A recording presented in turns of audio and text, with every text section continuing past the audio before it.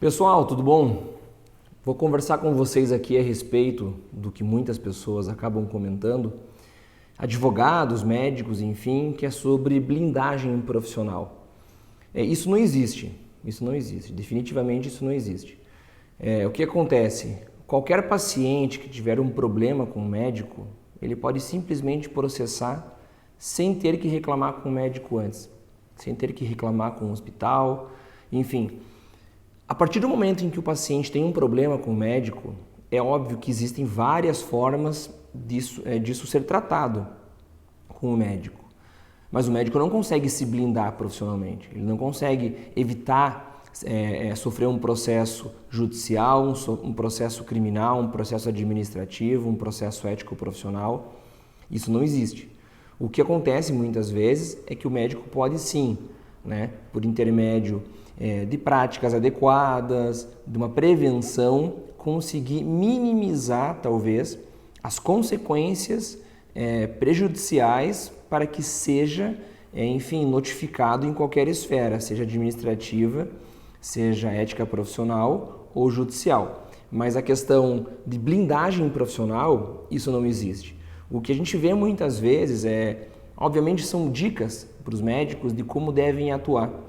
Mas o médico, obviamente, sabe como que deve atuar, Ele deve seguir os seus princípios, deve seguir o código de ética médica e deve seguir, obviamente, aquilo tudo que ele aprendeu na faculdade de medicina, na residência médica, enfim, a técnica adequada, os protocolos hospitalares, todo o conhecimento médico aplicado com o paciente de forma ética e de forma de acordo também com a legislação pertinente naquilo que concerne o atendimento prestado, seja alguma especialidade médica, alguma urgência, enfim.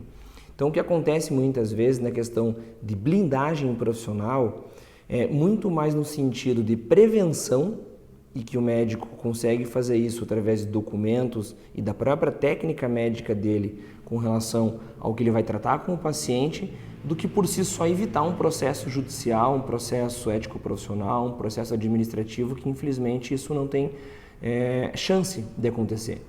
Então, o que acontece muitas vezes é nesse sentido. Pois bem, normalmente quando o médico ele acaba sendo acionado por um paciente para a questão de indenização, por acusação de danos, questão de lesão corporal, isso tudo deve ser tratado de forma muito pormenorizada, não só de acordo com o que o paciente está afirmando e o que o médico também acaba colocando como verdade. Por óbvio também que existem perícias judiciais justamente para tratar desses assuntos.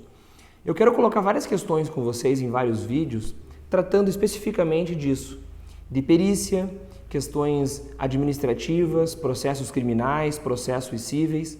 Então, é um convite para vocês.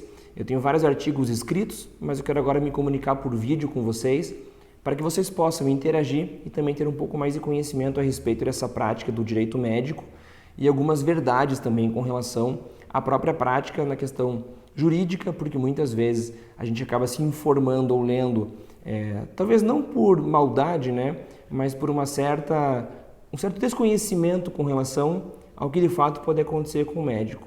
Então, quem tiver interesse, eu convido vocês a participarem e eu vou gravar outros vídeos e aí vocês vão acompanhando comigo essas questões de direito médico, tá bom? Um abraço!